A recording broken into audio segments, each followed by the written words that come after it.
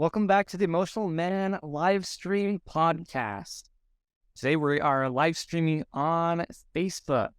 So excited to see everyone here today. Today I want to talk about how a family that struggles with feeling aimless is like a ship without a rudder. But essentially, the idea here is that it's normal for our families to feel lost. But there's nothing more disorienting than feeling aimless and directionless, especially in terms of family identity and for children and for parents that feel secure in relationships. This is especially true for families who are supposed to be working together as a team towards a goal. But, we often blame circumstances, schedules, and finances for the sense of aimlessness. But the truth is that usually it's coming from a lack of values, mission, and vision. And we'll get into what all those mean. But, families who are feeling, let me step back. How do you know that you're struggling with aimlessness?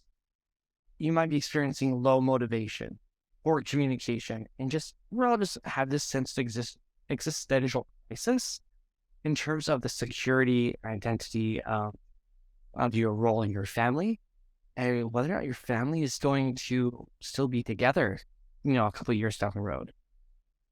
So in this live stream, I want to explore various symptoms of feeling aimless and how families can overcome this specific challenge.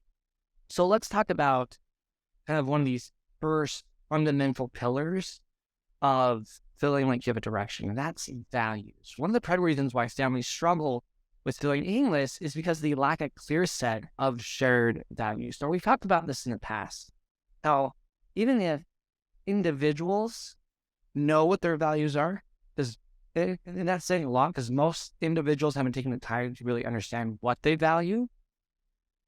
But even if you know what you value, if you don't have a set of shared values, this often leads to a lot of conflict. And it's normally the root of most conflict in families is a difference of values. And we see that in political discourse or just, even take going out to a restaurant, for example. This is prime time.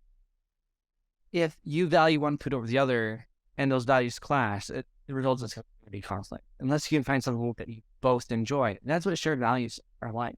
So when families don't have established values, they may find themselves in conflict with each other. And if you're unclear if you don't know your values, you're going to be unclear about what your priorities are and out of sync with your sense of purpose. And to address this, your family really needs to start sitting down and having open and honest conversations about what your individual values are, and then what are the values that you can all kind of gather around and share. And how can those help you create common goals and principles that you can all organize yourselves around and use to mediate conflict?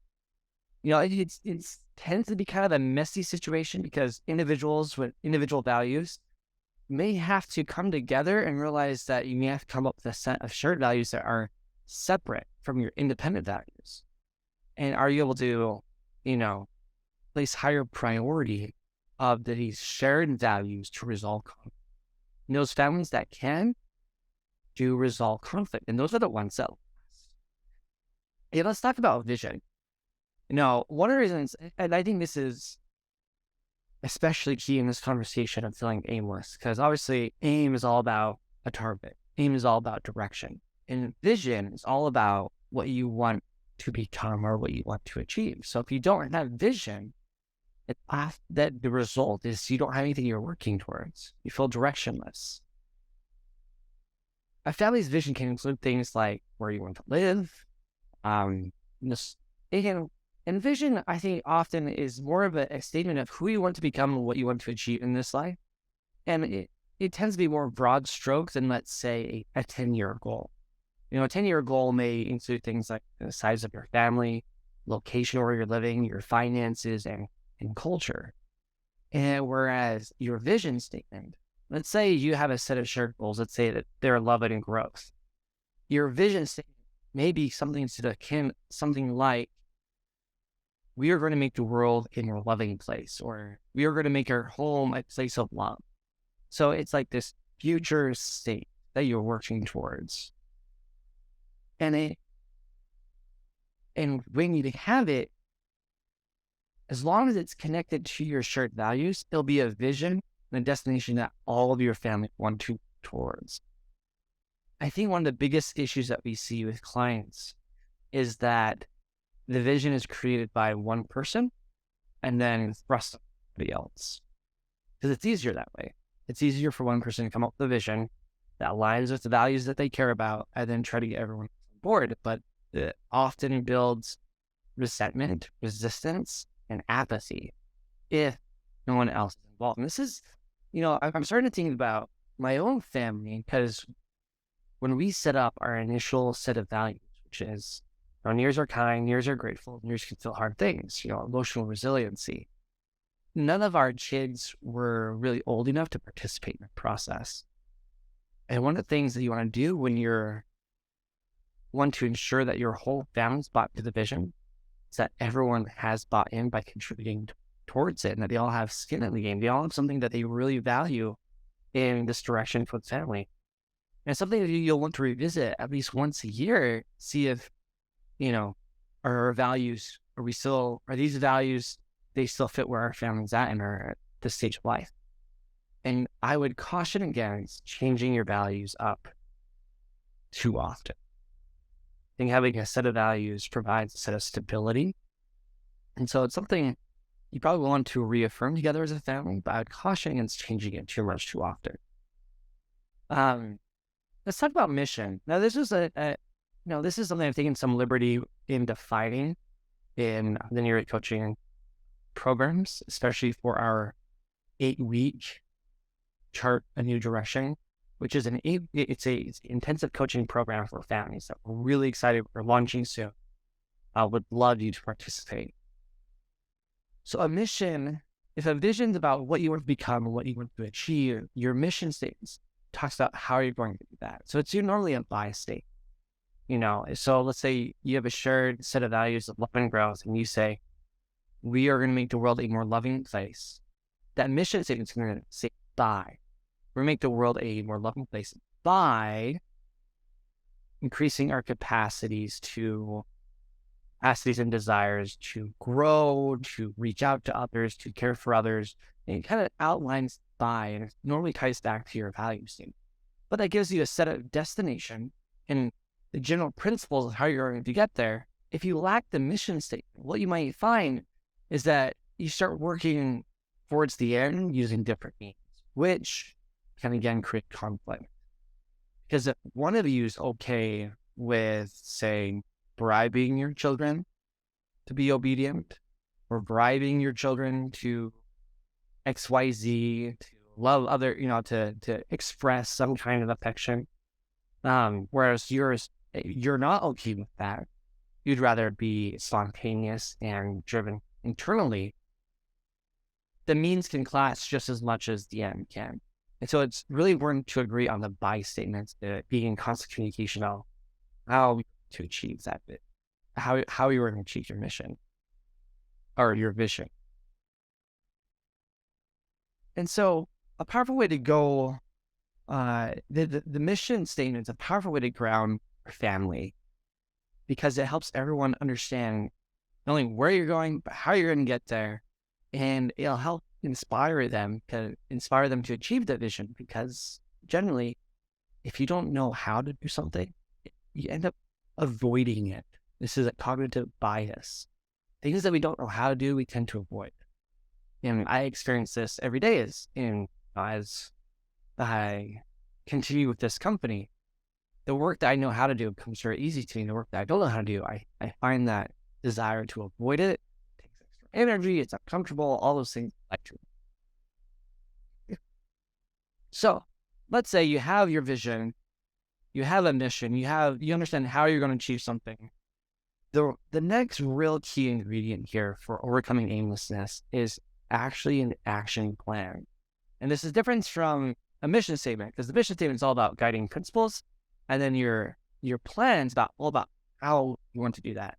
And in our coaching program, we talk about, setting a 10-year target, describing a 3-year picture, and detailing out a 1-year plan. And you live that 1-year plan in 90-day segments or quarters. And you can do something else, but that's kind of how we organize it in our coaching programs. And what this does is that concrete action plans, we outline the steps you need to take to achieve your goals. And this is something that's part of your planning, is setting out concrete goals that align with your vision. And the plan then matches up with your guiding principles. And so working together to kind of break down your goals into manageable tasks is kind of the first step to, cutting up the elephant so you can eat it one piece at a time. And it'll help with feelings of overwhelm. It'll help with conflict because you all are on the same page, just what you're doing and how you're going to get there and the timelines. And you know what's important. You know what to say no to. So all those great opportunities that come up, you don't have to exist in that state of internal debate because you already know what you're wanting to achieve, and you're willing to sacrifice other good, wholesome opportunities for the ones that you value most. So let's talk about then the last key ingredient. This is accountability. Now, in our purpose and plan, or our 8-week intensive program, we help families develop accountability by assigning rocks. This is something that Stephen R. Covey talks a lot about.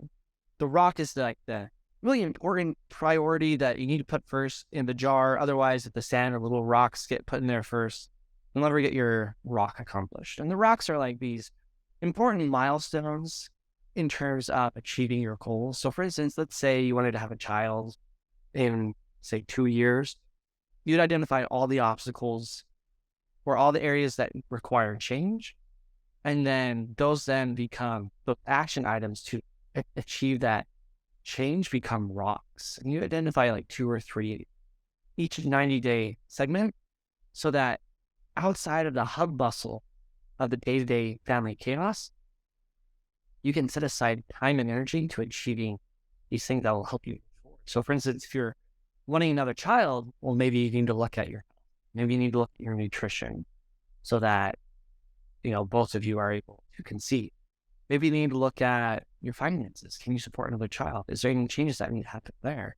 These all become rocks. And once you have these concrete plans, even for your children, so they're aware of what's going on, it creates such a sense of security because you know where you're going, you know how you're going to achieve there. You're overcoming overwhelm because you know what to say no to, you know what to pay attention to. Everyone is moving toward in the same direction. At least it creates greater potential for that to happen. Conflict and just natural evolutionary desires and urges come up all the time, avoiding pain, pursuing pleasure, and conserving energy. We always have to battle those day to day, but this gives us a greater chance of success in overcoming those urges. And this is what helps our families develop direction and overcome the sense of aimlessness. It means that we guide and lead our families versus our families happening to us.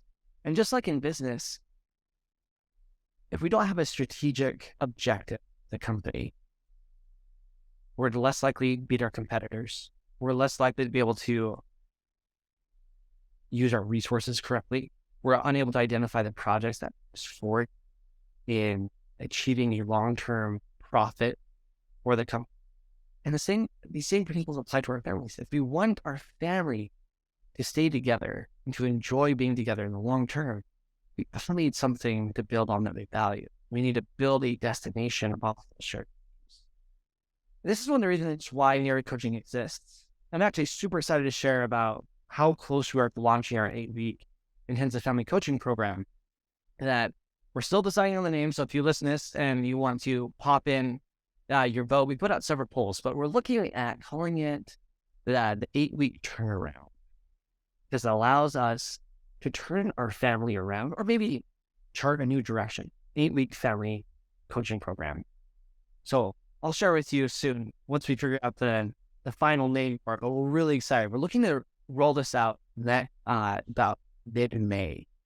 And so we'll start be accepting enrollments here by the end of the week. So I'll share with you when that happens, and you'll hear it first here on the Emotional Man live stream.